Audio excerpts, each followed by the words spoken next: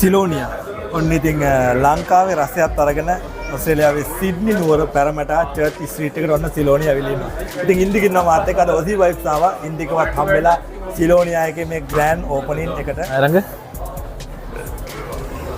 ඉතින් ඇත්තටම සිලෝනියා අපි පහුගිය අවුරුදු කිහිපය තුළ මාස් කැම්පා කියන තමයි කරේ.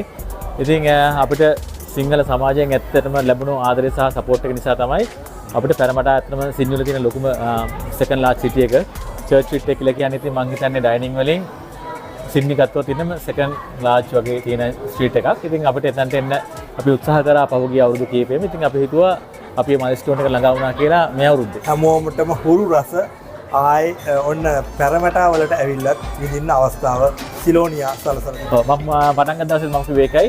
ඉතින් අපි ඔන්න චර්ච් ස්ට්‍රීට් එකට ඇවිල්ලා ඉන්නවා. අපි ඕගොල්ලෝ හිතන විදිහටම ලස්සන රෙස්ටුරන්ට් එකක් ගහලා ලංකාවේ වයිබ් එකක් අරගෙන